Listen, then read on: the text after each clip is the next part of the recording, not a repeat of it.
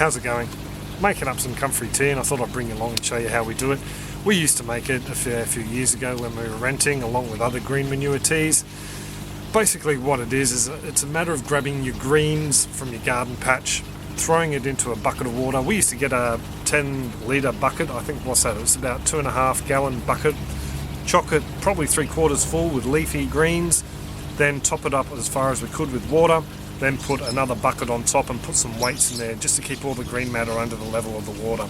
We then used to put that way up the back of the yard because it gets rather stinky, and just used to leave it there for about a month or so, and all the green matter starts to break down, let off all these lovely gases, and basically all the nutrients from the green matter get suspended into the water.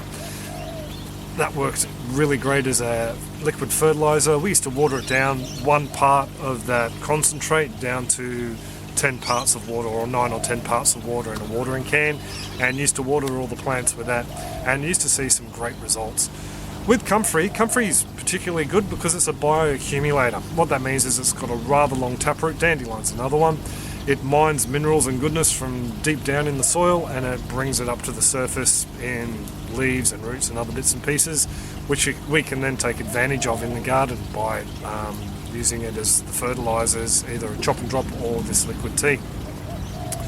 It's particularly high in nitrogen and also potassium, and potassium's great for fruiting plants, and nitrogen's good for all green plants.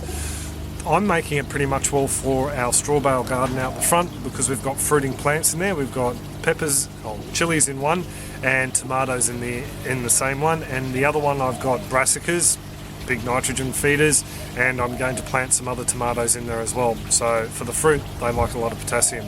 It's a very easy fertiliser to make. You literally grab the leaves, like I said before, and drown them in some water.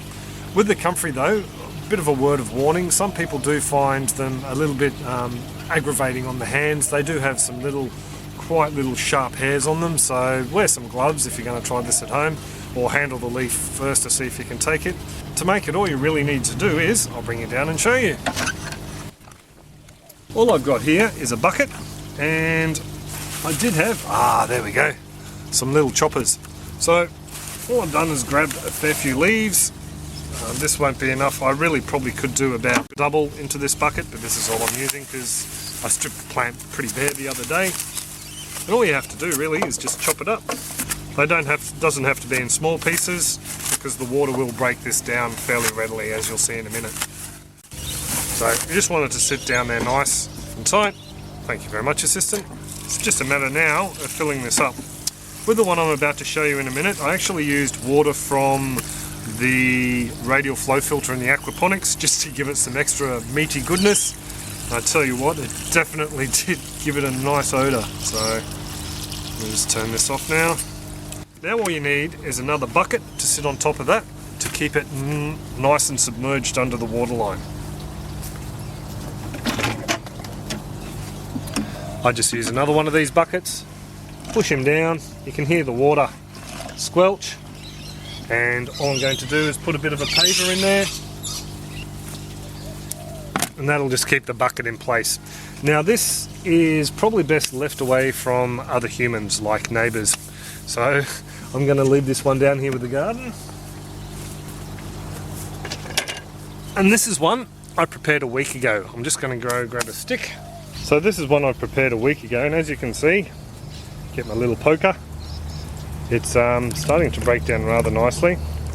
The water's getting nice and green, a very dark green colour to it, but it's not quite broken down enough for me, so I'm going to give them a bit of a stir up, get a bit of air in there.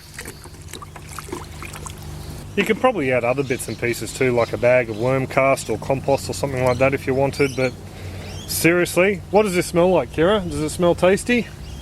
Oh. So it definitely is a very, yes, odoriferous fertiliser brew. This comfrey's been brewing now for about 2 weeks. Some people like to leave it a bit longer, but I'm pretty happy with the 2 weeks. As you can see, it's got a bit of an olive green look to it. Stir it up and it gets a nice dark green look to it. I've been coming down here pretty much all every day, giving it a bit of a stir so it doesn't get too anaerobic on the bottom down there. And I can tell you what, it definitely has a unique aroma. I think using the waste from the radial flow filter, the fish water, has definitely given it a odour I haven't smelt in a comfrey tea before. Now, to make this easier to apply to the garden, what I'm going to do is strain it. Rightio, so what I'm going to be using to strain the leafy matter out of the tea is a paint strainer. These are bags you get from paint supply stores or probably hardware stores that have them as well. Bobby from MHPGardener put me onto these. Before I was always using pantyhose with the legs tied up in knots, but this makes a much better idea, especially when you're talking about larger volumes. So this thing here has an elastic top and just goes over the top of the bucket. Just to show you how fine the mesh is, it is a fairly fine mesh there, so that just goes over there like that. And then, neighbours are probably going to hate me for this, I strain all this liquid out through here, so try not to splash any on myself.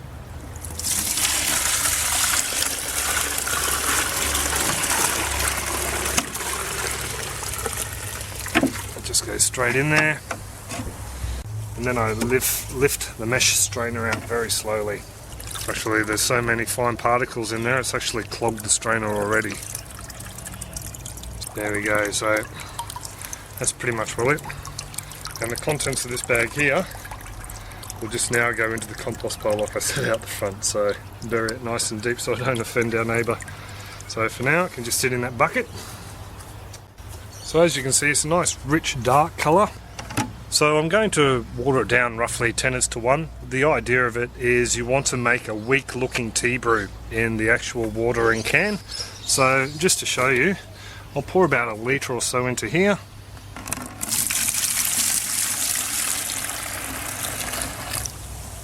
So there he is just in the bottom there, and I'll just water him down with some water from the hose. So I added about a litre in there, and I'm adding about 15 litres into this bucket. And that's pretty much how I'll be mixing it up. Now from there, it's just as easy as adding it to my watering can here, and then applying it to all the veggies in the patch. So, as you can see, it's a much lighter brew at the moment. It's not as bad, it's more like a weak tea, I suppose is the best way to describe it. And now, all it's a matter of doing is going around and watering your plants. So, I'll pretty much all leave it at that, I suppose. So there you go, there's a quick look at how we make up the liquid fertiliser teas with the comfrey. Like I said before, you can use any weeds or in fact garden trimmings from plants in the patch if you want to use them. Let them break down. It just makes the nutrients more available to the plants if you let them break down this way. So again, great plants to use are nettles, dandelions, comfrey, because they do mine a lot of minerals from deep down in the soil. So that's pretty much all it, I suppose. You'll see how well it goes in follow-up walk-around clips if you follow us here on YouTube.